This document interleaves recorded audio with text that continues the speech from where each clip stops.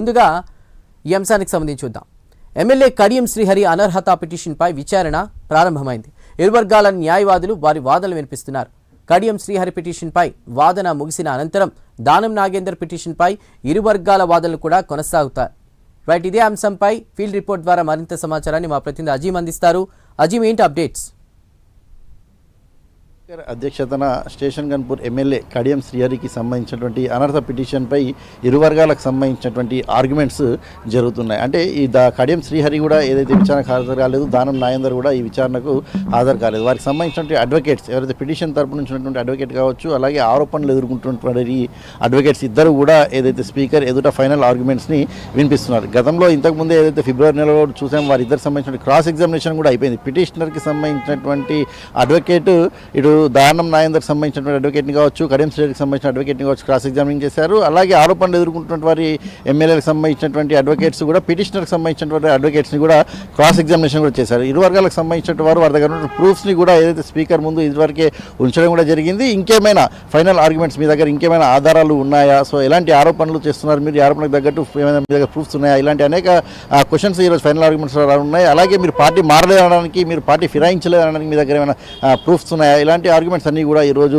జరిగేటువంటి అవకాశం కనిపిస్తుంది. సో 2:30కు ఏదైతే ఈ ఆర్గ్యుమెంట్కి సంబంధించినటువంటి విచారణ ఏదైతే సాగుతుంది, సో కడియం శ్రీహరికి సంబంధించినటువంటి అడ్వకేట్ అలాగే పిటిషనర్ అయినటువంటి కడియం శ్రీహరికి సంబంధించినటువంటి పిటిషనర్ ఏదైతే వివేకానంద గౌడ్కి సంబంధించినటువంటి అడ్వకేట్ ఇరు వర్గాల మధ్య కూడా ఏదైతే ఆర్గ్యుమెంట్స్ కొనసాగుతూనే ఉన్నాయి. సో ఈ ఆర్గ్యుమెంట్స్ కొనసాగిన తర్వాత స్పీకర్ ఇద్దరికి సంబంధించిన స్టేట్మెంట్స్ని రికార్డ్ చేశారు. రికార్డ్ చేసి తీర్పుని రిజర్వ్లో ఉంచుతారు. రిజర్వ్లో ఉంచి మరొక రోజు తీర్పుని ఏదైతే వెలువరించే అవకాశం ఉంటుంది. సో కొద్దిసేపటి క్రితమే మనకు అంతుంది ఏదైతే కడియం శ్రీహరికి సంబంధించిన విచారణ ముగిసింది. ఇప్పుడు దానం నాగేందర్, ఖైరతాబాద్ ఎమ్మెల్యే దానం నాగేందర్కి సంబంధించినటువంటి విచారణ ఏదైతే కొనసాగుతుంది, అందులో కూడా దానం నాగేందర్ పార్టీ ఫిరాయించారు, అనర్హత వేటు వేయాలని చెప్పి కూడా ఇద్దరు సభ్యులు దానం నాగేందర్పై పిటిషన్ దాఖలు చేశారు. ఒకరు బీఆర్ఎస్ ఎమ్మెల్యే పాడి కౌశిక్ రెడ్డి, మరొకరు బీజేపీ ఎమ్మెల్యే ఏలేటి మహేశ్వర్ రెడ్డి. ఇద్దరు కూడా ఏదైతే పిటిషన్ వేశారు, ప్రస్తుతం పాడి కౌశిక్ రెడ్డికి సంబంధించినటువంటి అడ్వకేట్ అలాగే దానం నాగేందర్కి సంబంధించిన అడ్వకేట్ ఇరు వర్గాల మధ్య ఏదైతే ఆర్గ్యుమెంట్స్ కొనసాగుతున్నాయి. సో దాని తర్వాత మరొకసారి ఏలేటి మహేశ్వర్ రెడ్డికి సంబంధించిన అడ్వకేట్, దానం నాగేందర్కి సంబంధించిన అడ్వకేట్ మధ్య కూడా ఏదైతే ఫైనల్ ఆర్గ్యుమెంట్స్ కూడా కొనసాగుతాయి. సో ఈ ఇద్దరు ఆర్గ్యుమెంట్స్ కంప్లీట్ అయిన తర్వాత స్పీకర్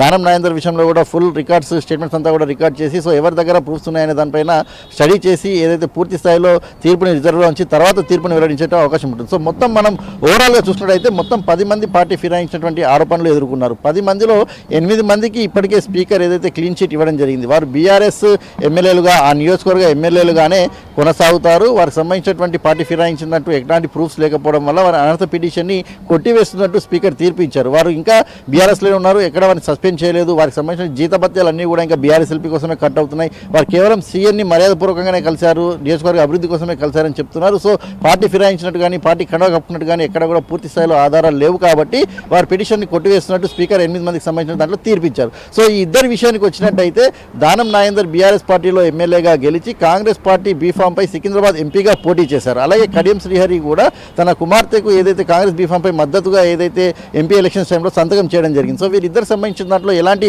ఆర్గ్యుమెంట్స్ జరుగుతున్నాయి, ఎలాంటి ప్రూఫ్స్ వారు ఏదైతే స్పీకర్ ముందు ఉంచుతున్నారు, సో స్పీకర్ దానికి సంబంధించి ఎలాంటి తీర్పు ఇస్తారు అనేది కొంత ఆసక్తికరమైనప్పటికీ కూడా రాజకీయ వర్గాల్లో కావచ్చు, అటు బీఆర్ఎస్ కావచ్చు, ఇటు కాంగ్రెస్ పార్టీ వర్గాల్లో కూడా కావచ్చు, వీరిద్దరి విషయంలో కూడా ఇదే రకమైన తీర్పు వచ్చే అవకాశం ఉందని చెప్పి కూడా ఏదైతే వార్తలు వినిపిస్తున్నాయి. సో ఈ వారం లేదా వచ్చే వారం మొదటి సోమవారం, మంగళవారం రోజున ఏదైతే స్పీకర్ దీనికి సంబంధించిన ఇద్దరికి సంబంధించిన తీర్పు కూడా ఇచ్చేటువంటి అవకాశం ఉంది. ఇద్దరు తీర్పు కూడా దాదాపుగా గత 8 మందికి ఎలా ఇచ్చారో ఈ ఇద్దరు విషయంలో కూడా అలాంటి తీర్పు ఉంటుందని చెప్పి కూడా ఏదైతే వార్తలు వినిపిస్తున్నాయి. ఎందుకంటే సుప్రీంకోర్టు ఇచ్చినటువంటి గైడ్ లైన్స్ ఏంటంటే స్పీకర్ పరిధిలో ఉన్నటువంటి అంశం పిటిషన్ ఇచ్చినాక ఎందుకు విచారణ చేయడం లేదు, ఎందుకు ఇంత సమయం తీసుకుంటున్నారు, త్వరగా వారికి సంబంధించిన విచారణను పూర్తి చేయండి అని చెప్పి సుప్రీంకోర్టు ఇచ్చిన గైడ్ లైన్స్. సో స్పీకర్ తన పరిధిలో ఉన్నటువంటి అంశాలని ఏదైతే పెట్టుకొని ఏదైతే వీరికి సంబంధించిన తీర్పు ఇస్తారు. ఇచ్చిన తర్వాత ఒకవేళ ఈ పిటిషనర్స్కి కనుక ఇది సాటిస్ఫై అనిపించకపోతే మరొకసారి హైకోర్టుకు వెళ్ళే అవకాశం ఉంటుంది. హైకోర్టులో తీర్పులు ఉంటుంది, వాదనలు ఉంటాయి. ఒకవేళ కాకపోతే సుప్రీంకోర్టుకు వెళ్ళేటువంటి అవకాశం ఉంటుంది. కాబట్టి దీనికి సంబంధించిన ప్రక్రియ ఏ మేరకు కొనసాగుతుందో చూడాల్సి ఉంటుంది.